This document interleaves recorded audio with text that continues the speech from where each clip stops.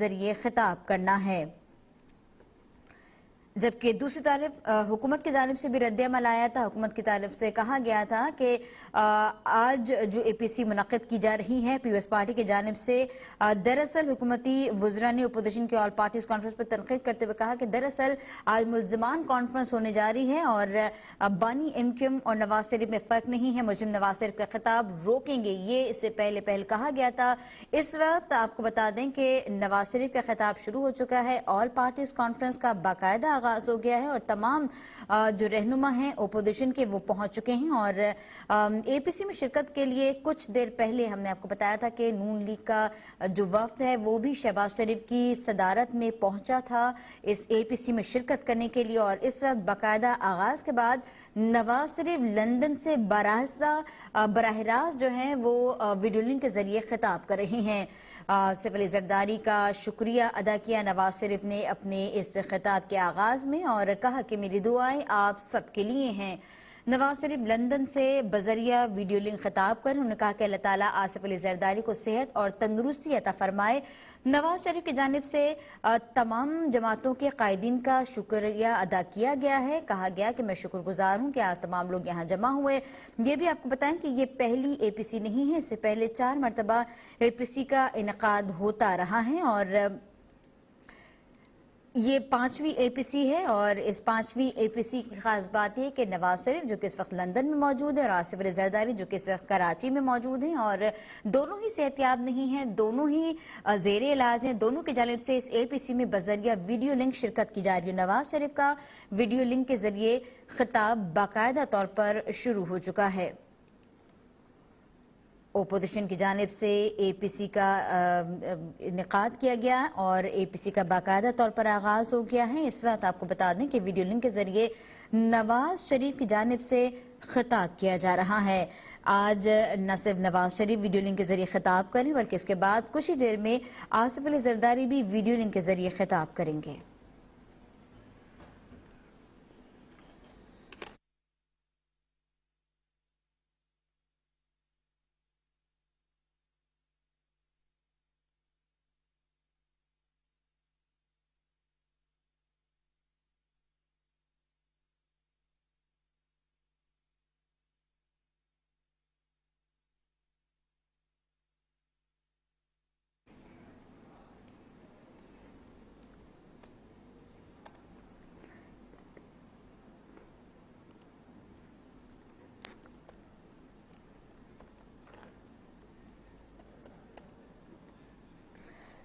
بے اثر اور پھر فارغ کر دیا جاتا ہے۔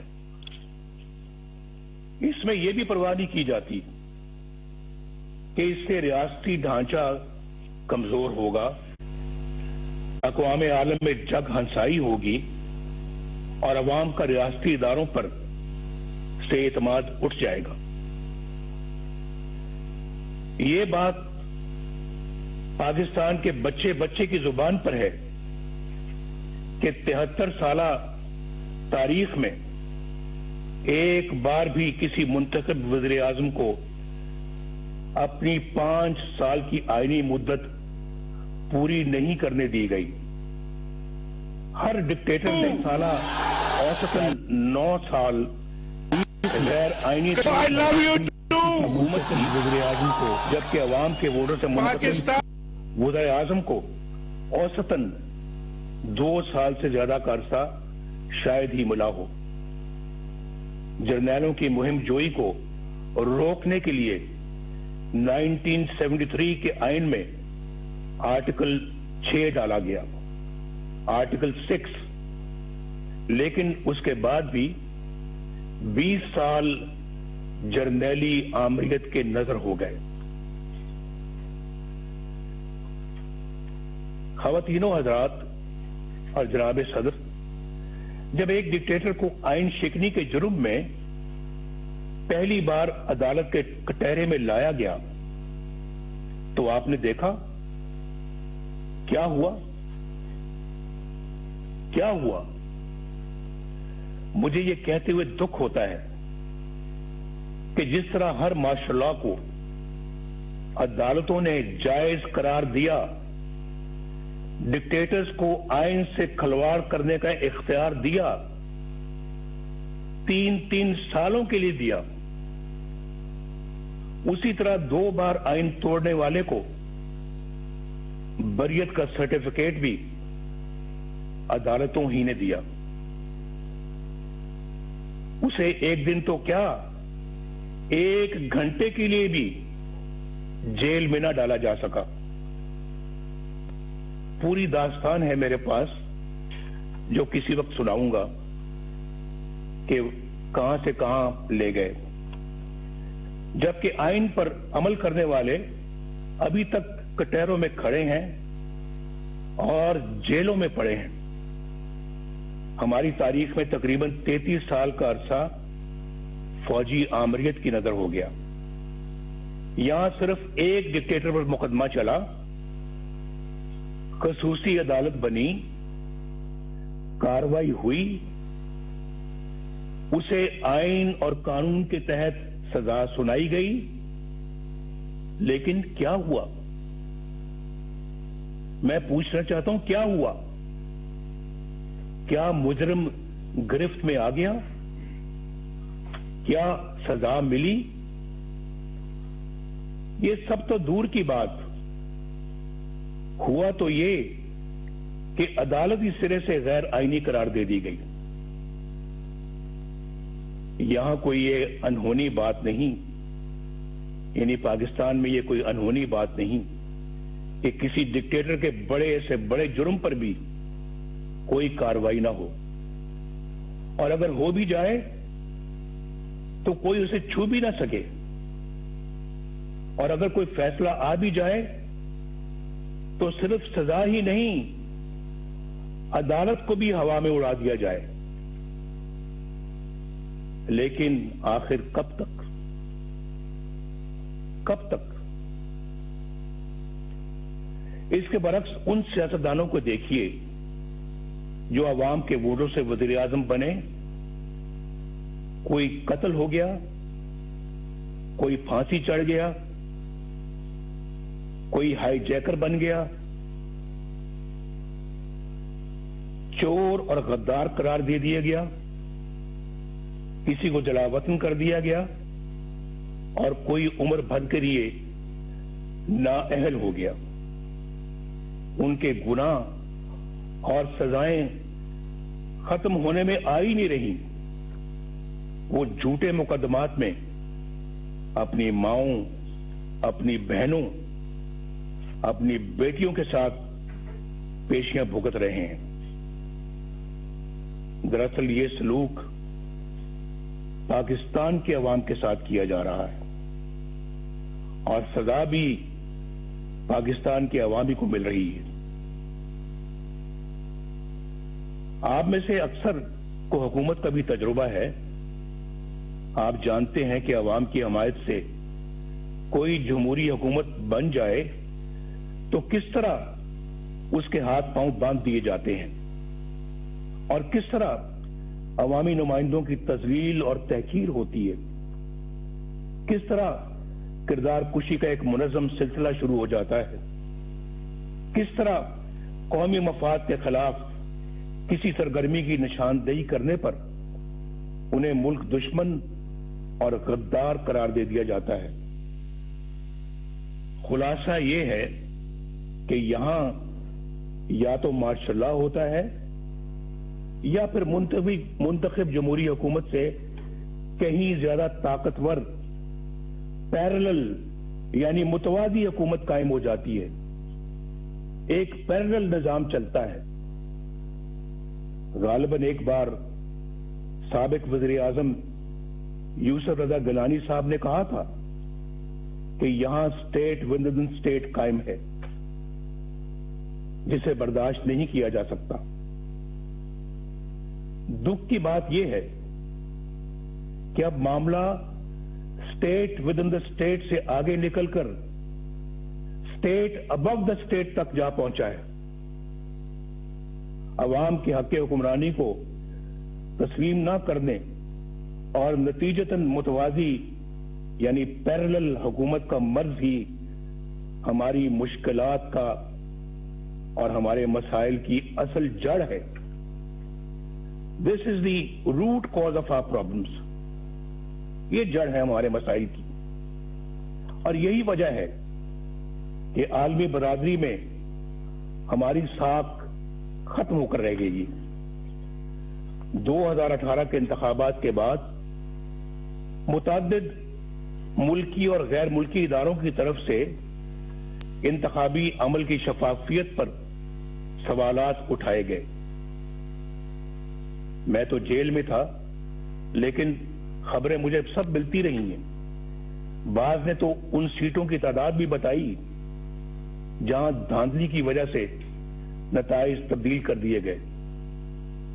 उन हलकों की इतनी तादाद है कि अगर उनमें धांधली के जरिए नताइज तब्दील ना किए जाते तो बैसाखियों पर खड़ी ये हुकूमत कभी भी वजूद में नहीं आ सकती थी। आज कौम जिन हालात से दो चार है, उसकी बुनियादी वजह वो लोग हैं जिन्होंने अवाम की राय के खिलाफ नाअहल हुक्मरानों को मुल्क पर मुसल्लत किया। इंतखाबात हाईजैक करके इक़्तिदार चंद लोगों को मुंतकिल कर देना बहुत बड़ी बददियानती और आइन शिकनी है। हम चंद रुपयों की खातिर डाका डालने वालों के लिए तो बड़ी से बड़ी सजा का तकाजा करते हैं, लेकिन अवाम के हकूक पर डाका डालना कितना संगीन जुर्म है, क्या किसी ने सोचा है? मुअज़्ज़िज़ ख़वातीन व हज़रात, क्या मैं ये पूछने की जिसारत कर सकता हूं कि 2018 के इंतखाबात में घंटों RTS क्यों बंद रखा गया? गिनती के दौरान पोलिंग एजेंट्स को क्यों निकाल बाहर किया गया? इंतखाबात में धांधली क्यों कर की गई? किसके कहने पर की गई? किसके लिए की गई? और कौन से मफादात के लिए की गई? इसमें साबिक चीफ इलेक्शन कमिश्नर और सेक्रेटरी इलेक्शन कमीशन को भी जवाब देना होगा, और जो लोग भी धांधली के जिम्मेदार हैं उन सबको हिसाब देना होगा। मोहतरम कायदीन कराम, जनाब चेयरमैन, इस नाअहल हुकूमत ने 2 सालों में पाकिस्तान को कहां से कहां पहुंचा दिया है, इसका कोई अंदाजा कर सकता है? पाकिस्तान की मईशत बिल्कुल तबाह हो चुकी है, या जो कहते हैं ना कि पाकिस्तान की मईशत तबाह हो रही है, नहीं, बात उससे बहुत आगे चली गई है। पाकिस्तान की मईशत बिल्कुल तबाह हो चुकी है। 5.8% की शरह तरक्की से आगे बढ़ता हुआ पाकिस्तान आज 0 से भी नीचे जा चुका है। पाकिस्तानी रुपया भारत और बांग्लादेश ही नहीं, अफगानिस्तान और नेपाल से भी ज्यादा नीचे गिर चुका है। जिस महंगाई पर हमने मुकम्मल काबू पा लिया था, वो आज कई गुना बढ़ चुकी है। गरीब और मुतवस्सित घरानों के लिए 2 वक्त की रोटी भी मुहाल हो चुकी है। बिजली और गैस के बिल अब आम आदमी पर बम बनकर गिरते हैं। आप कभी अंदाजा कीजिए, वाकईतन बम बन के गिरते हैं। पिछले 2 सालों में 1.5 करोड़ लोग गुर्बत की सतह से नीचे जा चुके हैं, और 1 करोड़ नौकरियों का झांसा देने वाले 1 करोड़ 20 लाख लोगों का रोजगार छीन चुके हैं। इस नालायक हुकूमत ने हर मामले पर यू टर्न लिया है। आज सरमायाकारी बिल्कुल खत्म हो चुकी है।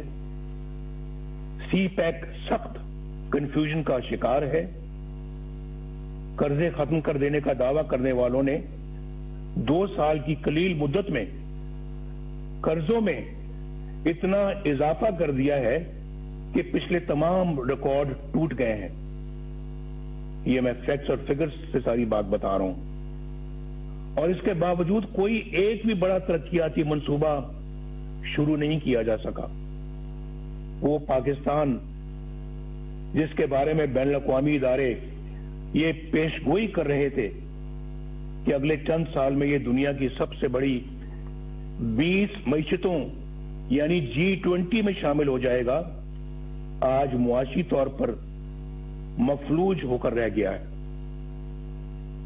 याद रखिए कि अगर पाकिस्तान में वोट को इज्जत ना मिली और कानून की हुक्मरानी ना आई तो ये मुल्क मुआशी तौर पर मफलूज ही रहेगा।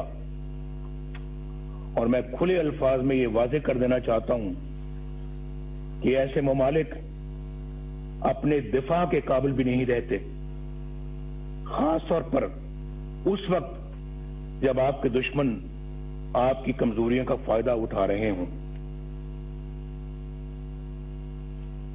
ख़वातीनो हज़रात, मुल्क बदअमनी, अफरा तफरी और जराइम का गढ़ बन चुका है। आए दिन ऐसी परेशान कुन खबरें आती रहती हैं जिनसे अवाम को अमन व अमान से मुताल्लिक दरपेश परेशानियों का अंदाजा बखूबी लगाया जा सकता है। शेखुपुरा सियालकोट रोड पर कौम की एक बेटी के साथ पेश आने वाला वाकया दिल दहला देता है। इस आने के बाद मजीद तकलीफ का बायस उस संगदिल पुलिस अफसर का है जो बुनियादी इंसानी इकदार से भी महरूम है। उसका बड़ा अलमिया यह है कि हुकूमत की तमाम तर हमदर्दियां कौम की बेटी के बजाय अपने चहेते पुलिस अफसर के साथ है। जनाब चेयरमैन, पाकिस्तान आबादी के लिहाज से दुनिया का छठा बड़ा मुल्क है, जोग्राफियाई एतबार से भी इंतहाई अहम है। पाकिस्तान की खारजा पॉलिसी बनाने का इख्तियार अवामी नुमाइंदों के पास होना चाहिए। हमारी खारजा पॉलिसी अवामी उमंगों और मुल्की मफादात से हरगिज मुतसादम नहीं होनी चाहिए। खरबों रुपए के नुकसान और हजारों जानें कुर्बान करने के बावजूद हम कभी फैटफ और कभी किसी और कटहरे में खड़े शर्मनाक सफाइयां पेश कर रहे होते हैं। जब कश्मीर का नाम जुबान पर आता है तो 73 साल से दी जाने वाली कुर्बानियां आंखों के सामने आ जाती हैं। कश्मीरी अवाम पर मजालिम का सिलसिला तो कई सालों से जारी है, मगर कश्मीर को हड़प करने का हौसला आज तक किसी का नहीं हुआ।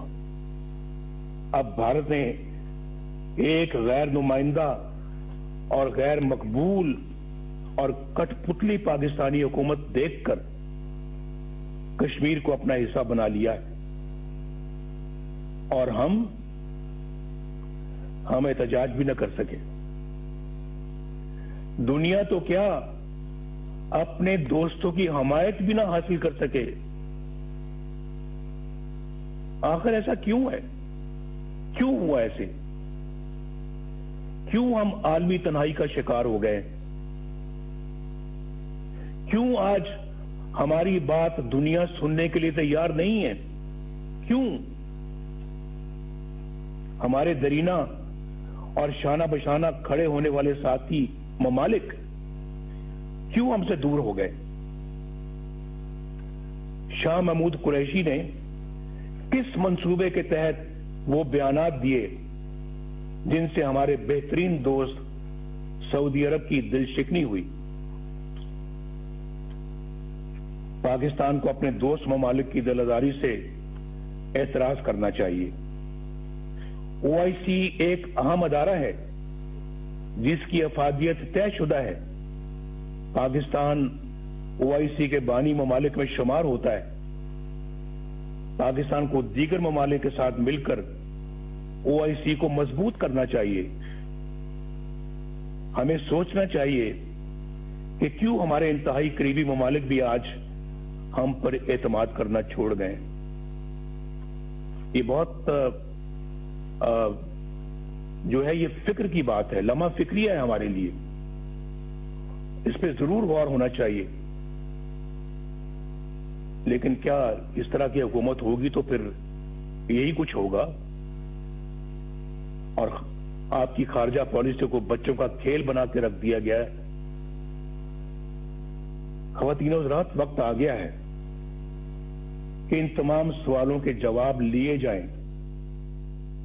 अगर इस कॉन्फ्रेंस में पीपल्स पार्टी से ताल्लुक रखने वाले दो वज़ीर आज़म जनाब यूसुफ रज़ा गिलानी और जनाब राजा परवेज अशरफ साहब मौजूद हैं, तो वो अच्छी तरह जानते हैं कि सिविल हुकूमत के गिर्द किस तरह के शिकंजे कस दिए जाते हैं, किस तरह ऐसी कार्रवाइयां हो जाती हैं जिनका वज़ीर आज़म को इल्म ही नहीं होता।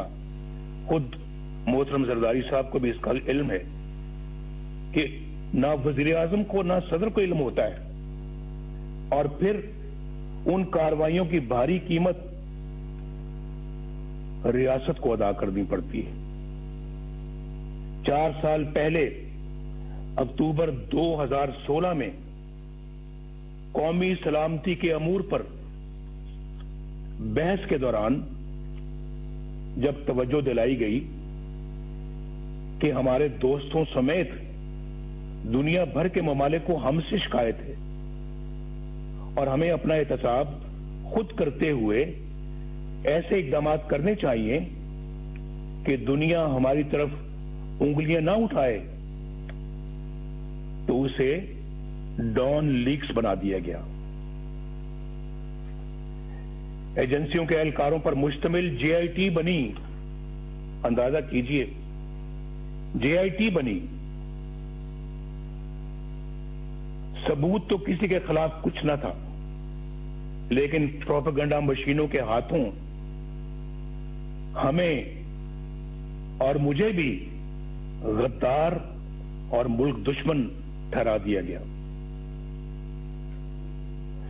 वज़ीर आज़म के अहकामात को एक मातहत इदारे के एहलकार की तरफ से की गई ट्वीट में रिजेक्टेड यानी मुस्तरद का टाइटल अता कर दिया गया। आपको सब याद होगा। CPEC को नाकाम बनाने का सिलसिला 2014 में उस वक्त शुरू हुआ जब धरनों के जरिए चीन के मुअज़्ज़िज़ सदर का दौरा मुलतवी करवा दिया गया।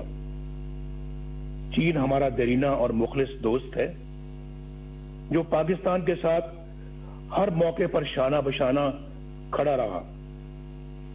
पाकिस्तान और चीन के ताल्लुकात मजीद मुस्तहकम करने में और CPEC के हवाले से सदर शी जिनपिंग का किरदार काबिल तारीफ है। CPEC का ये अजीम मंसूबा हुकूमत की उसी नाअहली की नजर हो रहा है जो जिंदगी के हर शोबे में नजर आ रही है।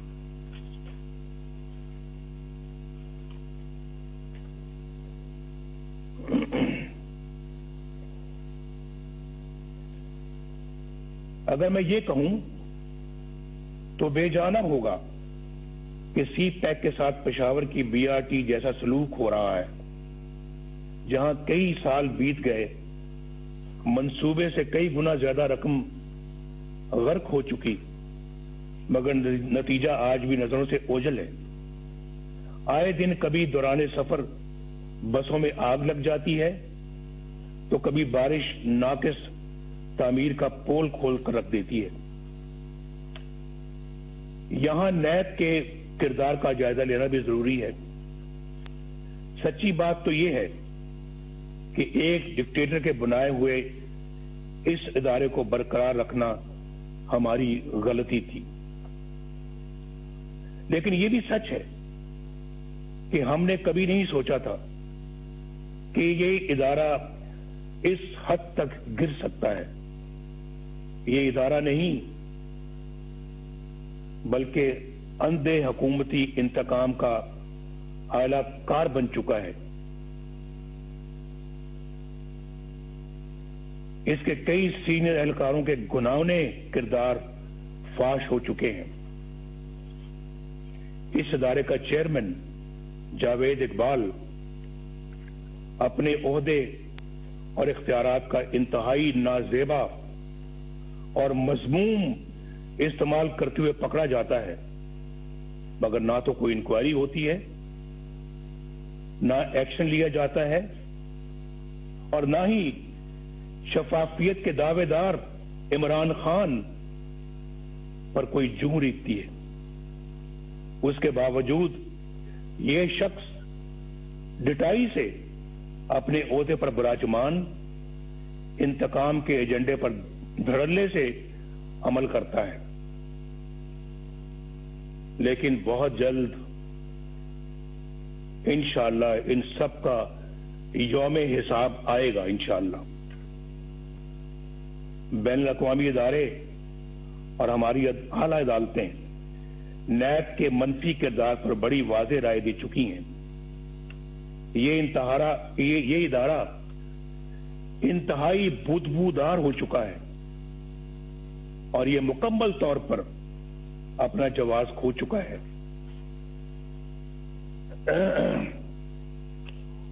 اپوزیشن کے لوگ اس کا نشانہ بنے ہوئے ہیں، جو اپنے گھر کی خواتین کے ساتھ نیب کے دفتروں، عدالتوں اور جیلوں میں رول رہے ہیں. جو نیب سے بچتا ہے اسے ایف آئی اے کے سپرد کر دیا جاتا ہے.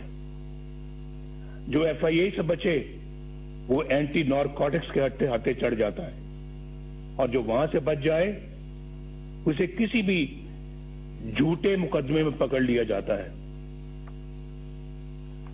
2018 میں سینٹ کے انتخابات سے کچھ عرصہ پہلے خواتین و حضرات ایک مذموم سازش کی گئی.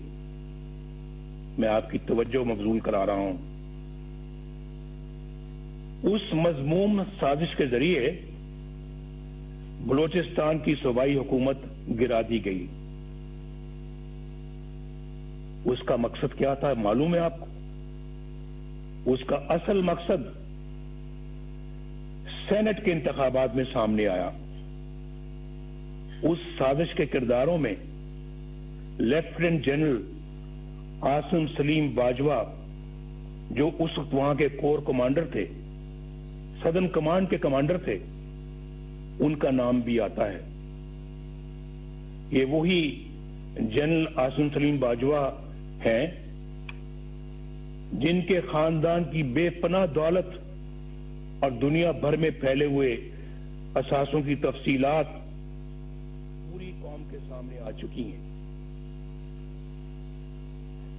ان حقائق کو نہ صرف چھپایا گیا بلکہ مبینہ طور پر ایس سی پی کے سرکاری ریکارڈ میں رد و بدل بھی کی گئی. 15-20 سال کے عرصے میں اربوں روپے کے یہ اثاثے کہاں سے بن گئے، یہ پوچھنے کی کسی کی مجال نہیں.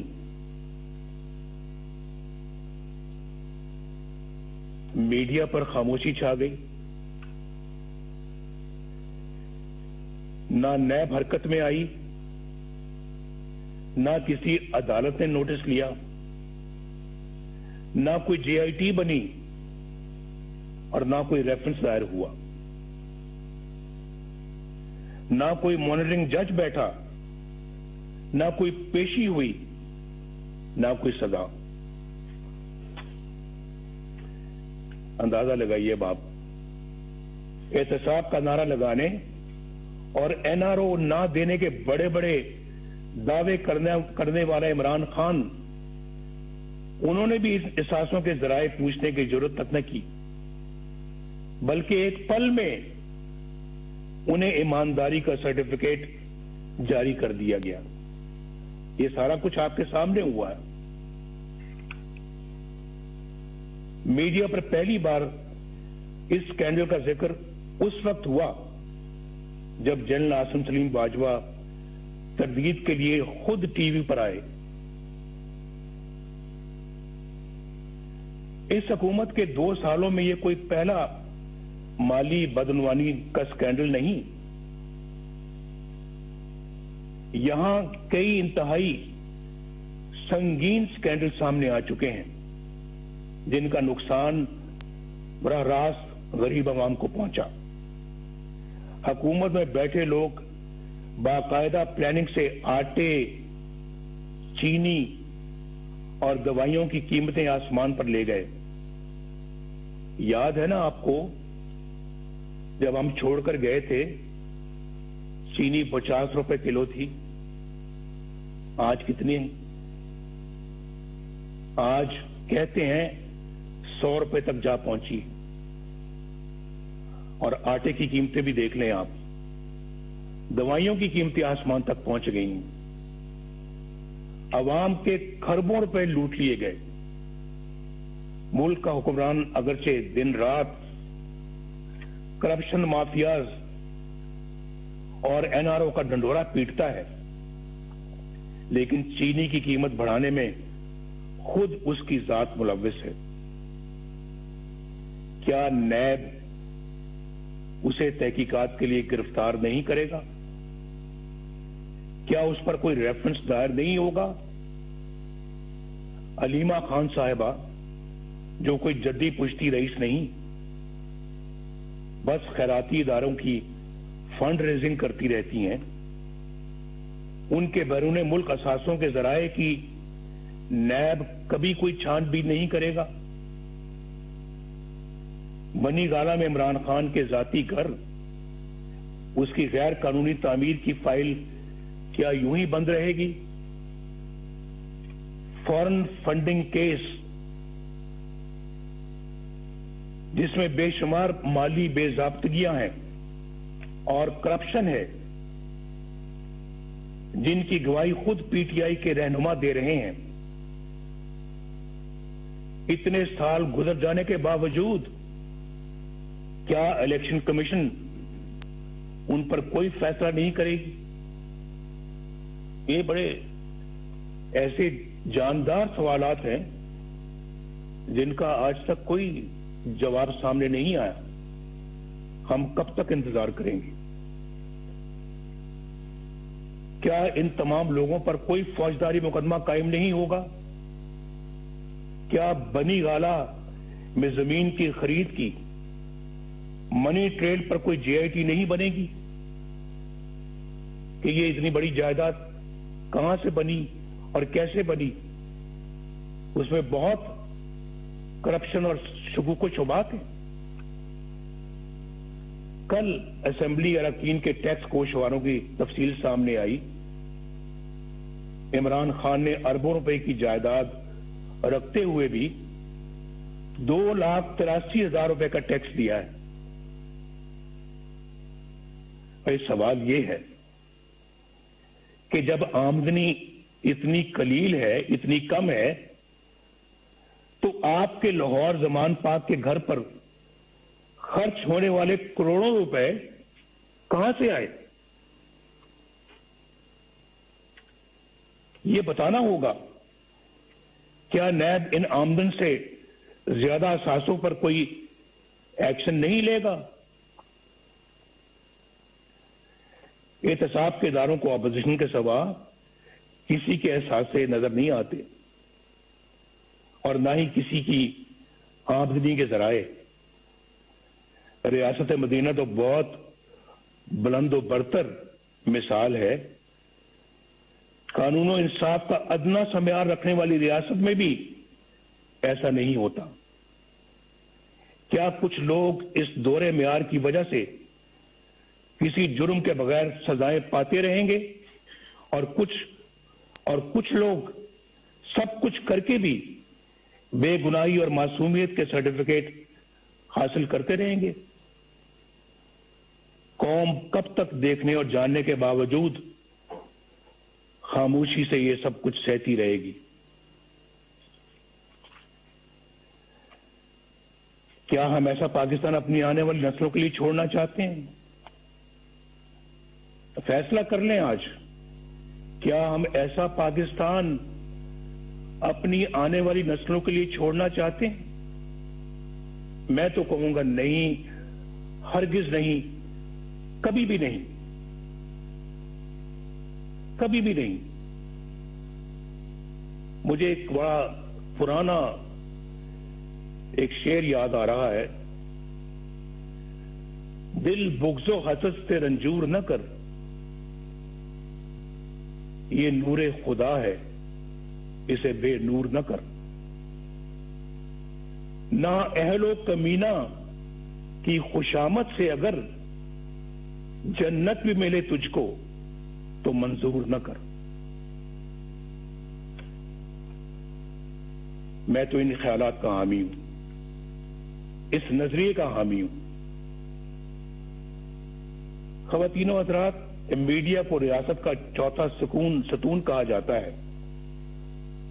इजहार की आजादी बुनियादी इंसानी हकूक में से एक है।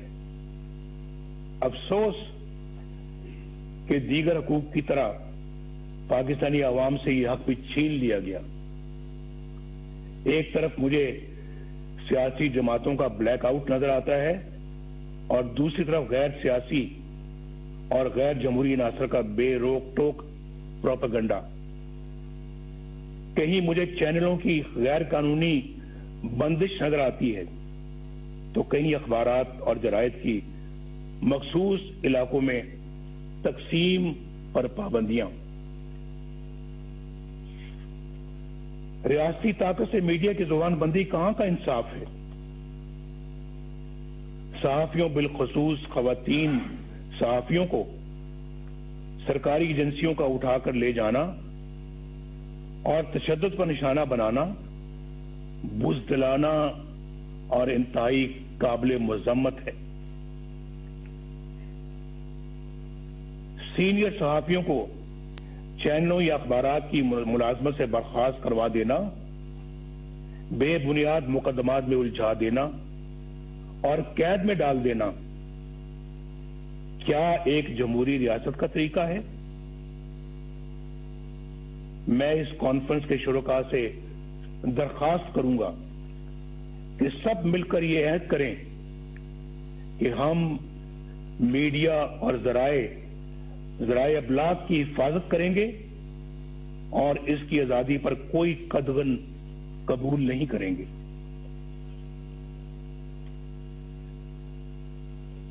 ख़वातीनो हज़रात, मोहतरम चेयरमैन बिलावल भुट्टो साहब,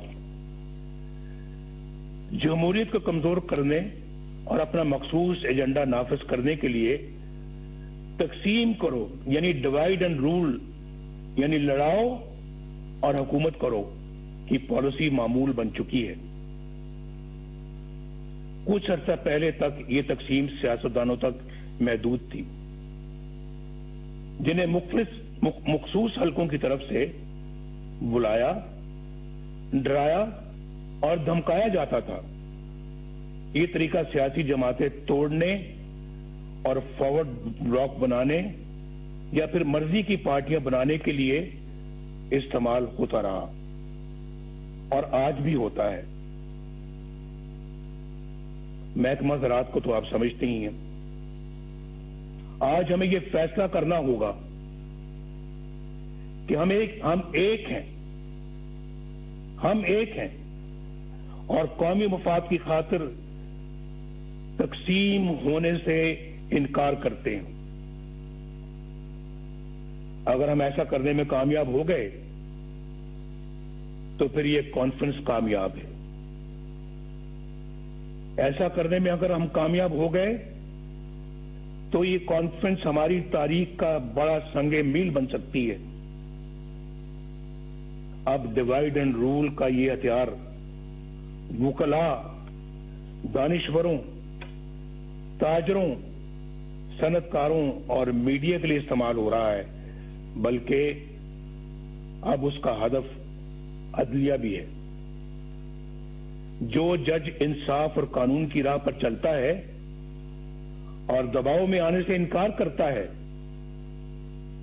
اسے عہدے سے ہٹانے کی سازشیں شروع ہو جاتی ہیں. جسٹس شوکت عزیز صدیقی اور جسٹس قاضی فائز عیسیٰ کی مثالیں ہمارے سامنے ہیں. یہ دونوں جج صاحبان دیانتداری، سچائی اور امانت داری کی شہرت کے حامل ہیں. آج تک کسی فورم نے یہ تحقیق ضروری نہیں سمجھی کہ جسٹس شوکت عزیز صدیقی نے جو کچھ حلفاً کہا، یعنی حلف پر کہا، اس کا بھی تو جائزہ لیا جائے. بعض امیر ججوں کے ساتھ یہاں ایسا ہی سلوک کیا جاتا ہے. انفارچونیٹلی یہاں انصاف پسند اور امانت دار نہیں بلکہ ایسے منصف تلاش کیے جاتے ہیں جو ان کے ہر جائز اور ناجائز مطالبات تسلیم کریں، ان کے جبر و استبداد اور بلیک میلنگ کے آگے سرے تسلیم خم کریں، نظریہ ضرورت بنائیں اور پروان چڑھائیں.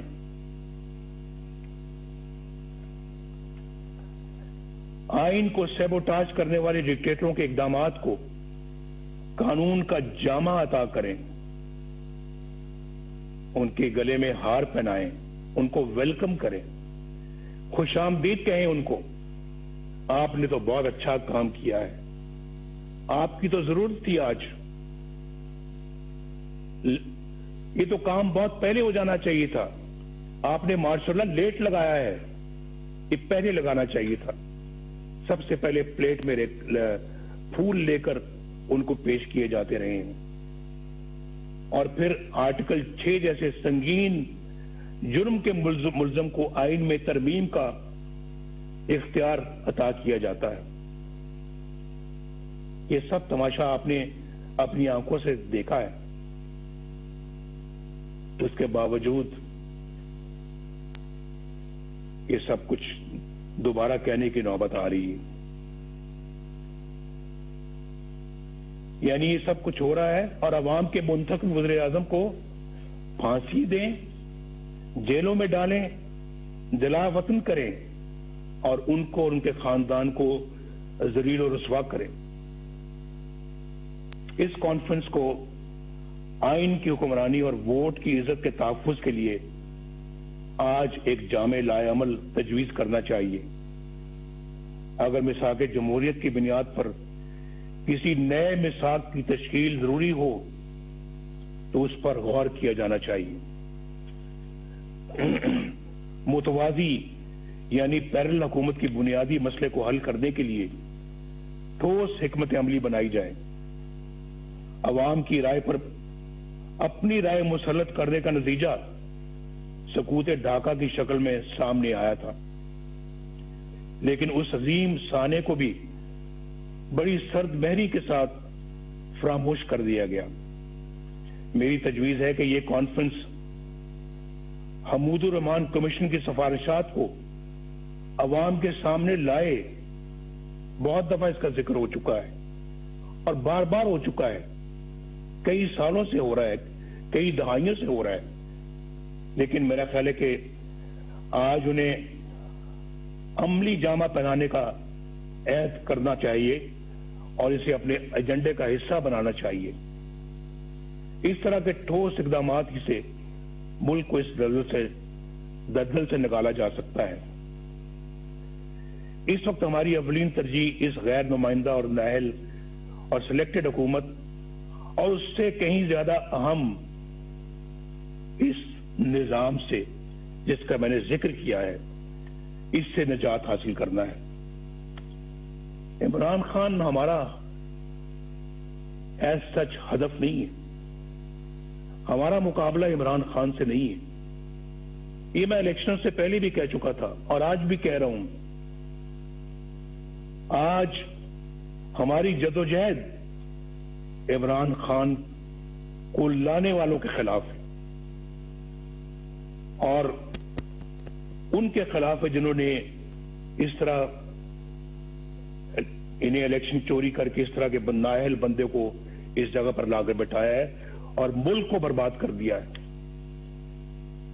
ये मुल्क हमें तमाम चीजों से ज्यादा अजीज है, जिसने अवाम और अपोजिशन के साथ साथ अच्छी शोहरत के हामिल जज साहबान को भी निशाना बना लिया है। ये तब्दीली अमल में ना आई तो ये नाअहल और जालिमाना निजाम मुल्क को नाकाबिले तलाफी नुकसान पहुंचा देगा। हमें यह भी नहीं भूलना चाहिए कि हमारे दुश्मनों के अज़ाइम क्या हैं। उनके अज़ाइम को नाकाम बनाने के लिए मजबूत मईशत के साथ साथ मजबूत दिफाई निजाम की भी जरूरत है। हमने पहले भी इस मुल्क को अल्हम्दुलिल्लाह एटमी कुव्वत बनाया है और हर वो जरूरत पूरी की है जिसके लिए हमारे दफा को जरूरत थी।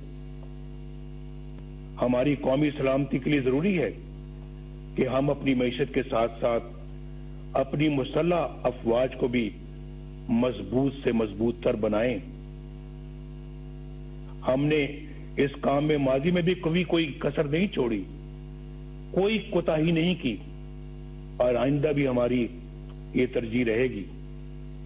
हमारे दफा की मजबूती और कौमी सलामती के लिए सबसे अहम ये है कि हमारी मुसल्लह अफवाज आईने पाकिस्तान अपने दस्तूरी हल्फ और कायदे आज़म की तलकीन के मुताबिक खुद को सियासत से दूर रखें और अवाम के हक हुक्मरानी में मुदाखलत न करें। किसी के कहने पे प्राइम मिनिस्टर हाउस के गेट फलांकर प्राइम मिनिस्टर हाउस में दाखिल होकर प्राइम मिनिस्टर को गिरफ्तार न करें, बंदूक की नोक पर गिरफ्तार न करें। ऐसा इन आंखों ने देखा है, उसका मुशाहिदा किया है। वो मंजर मेरी आंखों के सामने रहते हैं और बड़ा दुख होता है कि हमने अपने मुल्क को क्या बना दिया है, एक तमाशा बना दिया है, अपनी नजरों में भी और दुनिया की नजरों में भी। जनाब चेयरमैन और मुअज़्ज़िज़ ख़वातीनो हज़रात, आखिर में मैं आपको यकीन दिलाता हूं कि एपीसी इत्तेफ़ाक़ राय से जो भी हिकमत अमली और लाए अमल तरतीब देगी, मुस्लिम लीग नून उसका भरपूर साथ देगी। शहबाज शरीफ साहब यहां पर बैठे हैं, हमारी पार्टी के दीगर कायदीन बैठे हैं, इंशाअल्लाह हम भरपूर साथ देंगे और एक सेकंड के लिए भी पीछे नहीं हटेंगे। मैं अपनी ये गुजारिश एक बार फिर दोहराना चाहता हूं कि एपीसी रवायत से हटकर हकीकी तब्दीली के लिए ठोस और मुअस्सर इक़दामात तजवीज करे। हमारे कई दोस्त आज कैदोबंद की सौबतें काट रहे हैं। जनाब खुर्शीद शाह साहब, कोरोना में मुब्तला हमजा शहबाज शरीफ साहब, मीर शकील रहमान साहब और दीगर साथी नाकर्दा गुनाहों की सजा में जेल काट रहे हैं। हमारा मकसद बड़ा है। कल यही कुर्बानियां हमारी नई सुबह की एहसास और हमारी मंजिल के हसूल का इंशाअल्लाह बाइस बनेगी। मैं आप सब कायदीन का बेहद शुक्रगुजार हूं और अपने मेजबान जनाब बिलावल भुट्टो जरदारी साहब का भी दिल की गहराइयों से शुक्रिया अदा करता हूं कि मुझे आपने अपनी गुजारिशात पेश करने का मौका दिया। मेरी और पूरी कौम की दुआएं आपके साथ हैं। अल्लाह हाफिज। पाकिस्तान पाइंदाबाद।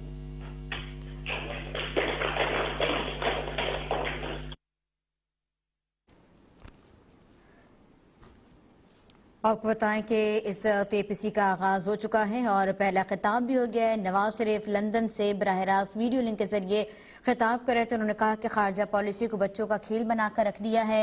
پاکستان کو دیگر ممالک کے ساتھ مل کر OIC کو مضبوط کرنا چاہیے۔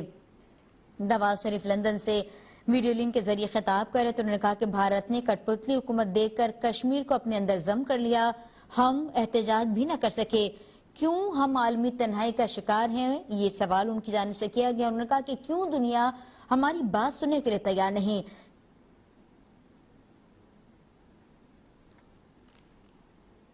ہمارے سامنے رکھے ہیں اور پورا ملک آپ کا